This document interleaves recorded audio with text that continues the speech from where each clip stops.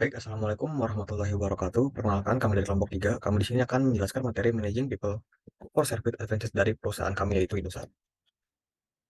Berikut merupakan anggota dari kelompok 3. Yang pertama ada Ahyani Nur Salma, yang kedua ada Kalista Mutia Irza Putre, yang ketiga ada Sania Salsabila, yang keempat ada Muhammad Arif Rahman, dan yang kelima ada saya sendiri, Rizky Cahya Aidil. Yang pertama akan saya bahas adalah Service Employees Are Cruciality Important, di mana dalam materi ini terdapat sebuah sub, yaitu Service Personal as a Source of Customer Loyalty and Competitive Advantage. Di sini saya mengambil 4 bagian. Sebelum saya masuk, saya ingin menjelaskan dari art service employee art crucial important, yaitu karyawan jasa sangat penting untuk keberhasilan perusahaan jasa, karena mereka merupakan bagian inti dari produk jasa, mewakili perusahaan jasa di mata pelanggan. Yang pertama itu merupakan bagian inti dari produk. Karyawan adalah elemen layanan yang paling terlihat untuk memberikan layanan dan secara signifikan menentukan kualitas layanan. Di sini Indosat memberikan pelayanan yang sangat baik untuk kebutuhan pelanggan. Selanjutnya merupakan sebuah merek. Karyawan garis depan dan layanan yang mereka berikan seringkali merupakan bagian inti dari merek. Karyawan menentukan apakah janji merek itu dapat disampaikan. Dan begitu, pelayan dari Indosat itu harus memberikan harga jual merek yang sangat mahal untuk bisa disampaikan kepada pelanggan. Yang ketiga ada mempengaruhi penjualan. Personil karyawan layanan sering kali sangat penting untuk menghasilkan penjualan, penjualan silang, dan penjualan atas. Di mana ujung dampak penjualan itu ada pada pelayanan dari sebuah perusahaan. Yang keempat ada menentukan produktivitas. Karyawan garis depan memiliki pengaruh besar pada produktivitas operasi garis depan. Pelayanan sendiri terdapat pada ujung tombak sebuah perusahaan untuk mencapai kesuksesan atau produktivitas dari sebuah perusahaan. Dari sini dapat menunjukkan nanti hubungan antara yang pertama itu kepuasan, retensi, dan produktivitas karyawan. Yang kedua itu nilai layanan. Yang ketiga kepuasan dan loyalitas pelanggan. Yang keempat pertumbuhan pendapatan dan probabilitas bagi perusahaan. Mungkin sekian dari saya. Selanjutnya akan dijelaskan oleh teman saya. Selanjutnya adalah frontline work is difficult and stressful. Pelayanan yang baik membutuhkan performa yang tinggi, kepuasan karyawan untuk mencapai keunggulan pelayanan yang baik, dan loyalitas pelanggan. Tetapi para karyawan yang bertugas dalam menghadapi pelanggan bekerja dalam kondisi yang menuntut agar layanan dapat terlaksana sesuai dengan harapan pelanggan.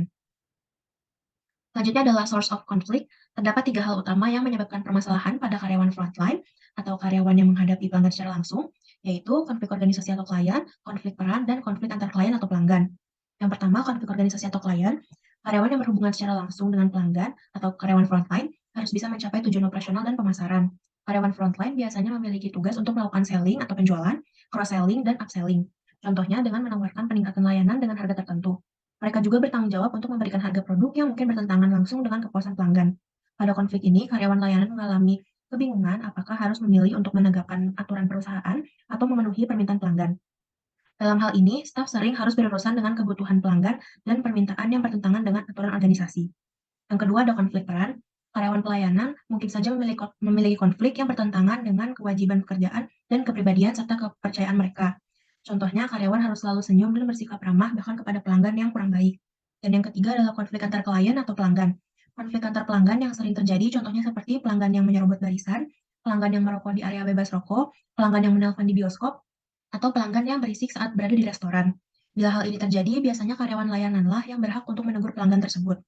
Dapat disimpulkan bahwa pekerja frontline memiliki 3 peran, yaitu memuaskan pelanggan, memberikan produktivitas, dan menghasilkan penjualan.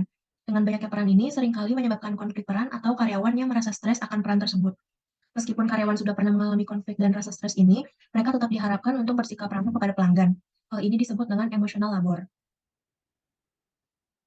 Dalam mengatasi hal ini, Indosat menyediakan layanan tanpa perlu bertemu secara langsung, dengan menghubungi customer service Indosat via sosial media seperti WhatsApp, Twitter, dan email. Selain itu, Indosat juga berinovasi dengan menyediakan Indira, yang merupakan asisten personal pelanggan, sehingga pelanggan dapat bertanya mengenai keluhan dan kendala kepada Indira melewati situs resmi Indosat.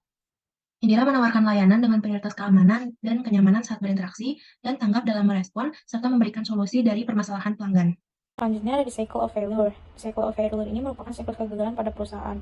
Siklus kegagalan pada perusahaan ini terbagi menjadi 2. Yang pertama yaitu siklus kegagalan pada karyawan, dan yang kedua siklus kegagalan pada pelanggan. Untuk siklus kegagalan pada karyawan ini merupakan desain pekerjaan sempit untuk tingkat keterampilan rendah, dan juga penekanan pada aturan daripada dengan layanan.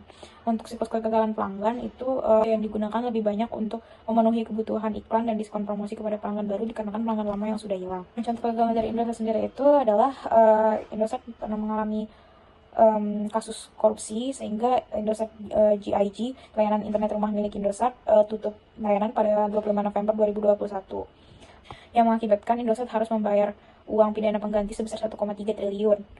Hal tersebut dapat langsung mengakibatkan kehilangan pelanggan maupun karyawan. Lalu, cycle of mediocre dalam siklus ini merupakan siklus biasa-biasa saja. Pada siklus ini, standar penyampaian layanan cenderung ditentukan oleh aturan yang kaku dan berorientasi pada layanan standar, efisiensi operasional, dan pencegahan penipuan karyawan, serta pilih kasih terhadap pelanggan tertentu. Pada Indosat sendiri, itu siklus biasa-biasa saja terjadi, pernah mengalami penurunan laba, namun pendapatan meningkat. Hal ini dikarenakan dalam strategi pembiayaan Indosat masih belum maksimal. Selanjutnya ada the cycle of success. Pada siklus ini, perusahaan lebih memandang jangka panjang tentang kinerja keuangan. Perusahaan berusaha untuk makmur dengan berinvestasi kepada orang, serta pakai kompensasi yang menarik, pelamar pekerjaan yang lebih baik, perekrutan yang lebih terfokus, pelatihan intensif, dan upah yang lebih tinggi memungkinkan karyawan untuk lebih bahagia dalam pekerjaan mereka, memberikan kualitas tinggi, layanan yang menyenangkan bagi pelanggan. Nah, untuk Indosat sendiri itu, pelanggan Indosat Ooredoo pernah mengalami peningkatan sebesar 1,6 juta dan menjadi terbesar di Indonesia. Dengan total pengguna kini mencapai 96,2 juta dilansir dari CNN Indonesia pada tahun 2022. Selain itu, strategi Indosat mempertahankan pelanggan melalui program Customer Relationship Management terbagi menjadi 3. Yang pertama yaitu menciptakan sebuah program atau produk untuk mendapatkan customer baru, yaitu dengan cara identifikasi kebutuhan pelanggan yang bertujuan untuk mengenal karakteristik kebutuhan pelanggan, lalu juga media informasi dan promosi, dan juga analisis kompetitor, serta pemantauan data konsumsi dan evaluasi purna beli. Lalu yang kedua adalah membangun hubungan dengan pelanggan dalam jangka panjang dan jangka pendek, yaitu dengan cara membangun emosi pelanggan, membangun kualitas pelayanan, serta kepuasan pelanggan dan loyalitas pelanggan, dan retensi pelanggan. Mengukur cara kerja CRM untuk tercipta customer value, serta ada beberapa indikator untuk terciptanya customer value. Nah, yang pertama itu komunikasi dan profiling pelanggan, lalu memahami kebutuhan pelanggan, serta mengembangkan potensi pelanggan dari database. Selanjutnya adalah Human Resource Management. Berikut merupakan cycle of success yang merupakan strategi HR yang membantu perusahaan jasa untuk mencapai goals-nya. Nah, yang pertama, untuk dapat meng-hire orang yang tepat, perusahaan perlu memiliki citra yang baik pada masyarakat dan juga lingkungan kerja, serta memberikan pelayanan atau produk yang berkualitas tinggi. Pada kasus ini, Indosat telah menebarkan citra baik perusahaannya di kalangan pekerja dan masyarakat sebagai pemenang penghargaan pada HR Asia Award 2021 sebagai Most Caring Companies dan juga Best Company to Work. Indosat membuka lowongan pekerjaan dengan menampilkan job summary, job description, dan job requirement untuk memastikan mereka memilih orang yang tepat untuk ditempatkan pada posisi yang dibutuhkan pada job application sebelum menuju ke tahapan wawancara. Tools yang digunakan untuk mengidentifikasi kandidat yang tepat biasanya dengan cara interview terstruktur yang bertahap dan juga tes kepribadian. Selanjutnya, dalam success cycle HR ini ada yang namanya enable the people. Seperti pada kasus ini, Indosat mengadakan pelatihan knowledge management untuk karyawannya. Umumnya pelatihan bertujuan agar karyawan mengetahui tentang kultur pada organisasi, tujuan dan juga strategi dari organisasi. Lalu interpersonal skill, technical skill, dan juga produk atau service knowledge. Nah, tidak lupa juga Indosat ini memberikan pelatihan kepada frontline staffnya agar dapat melatih problem solving mereka pada layanan dan melatih pengembangan keperusahaan dan memberikan layanan. Di Indosat, training sebagai CS ini dilakukan selama kurang lebih 1 minggu.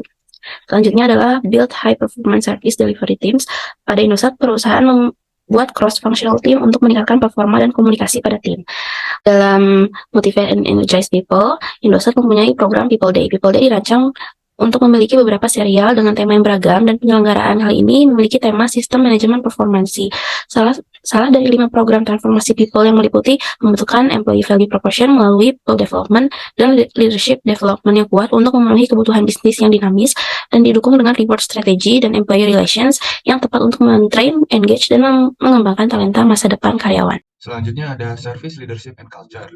Pada Service Leadership and Culture, terdapat gambar yang telah ditampilkan itu adalah piramida terbalik.